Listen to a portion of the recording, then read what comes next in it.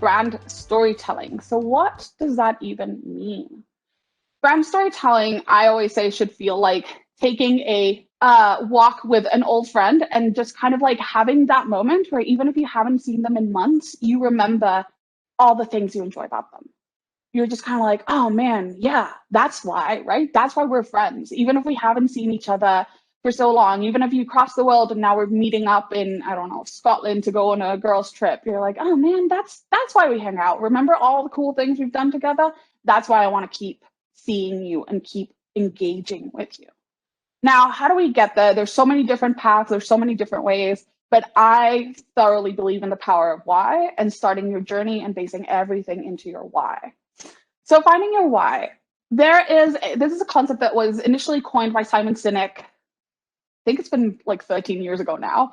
And basically it's this idea of, so many brands know what they do and they know how they do it. So even when we're learning of like, okay, well, how are we going to compete? What's your unique selling proposition? And you're saying like, you know what? We make French food. That's what we do. How do we do it? We get natural ingredients. We do all these things and this is what separates us. But why do you do it? What is at the core of your story? What makes you wake up every morning and say, hell yeah, I get to go to work today? And most importantly, why should anyone care?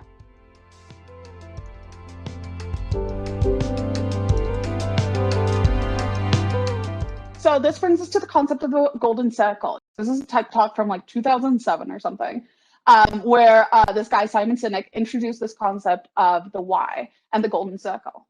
So basically what he talks about is that every single company in the world starts from the outside in. So we start with the outer shell, with our what. And we say, what are we doing? We are HP. We make computers.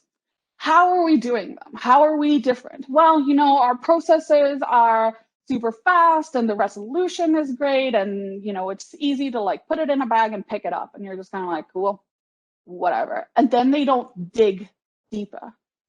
The difference between, say, HP and Apple is that a company like Apple or a, person like JFK started with their why first, with their purpose, and then they kind of figured out everything else. Apple starts from the very center and says, we're changing the status quo.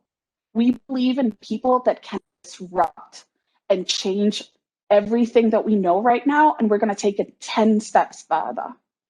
We also make computers, and they're, really nice, and UX and stuff, whatever.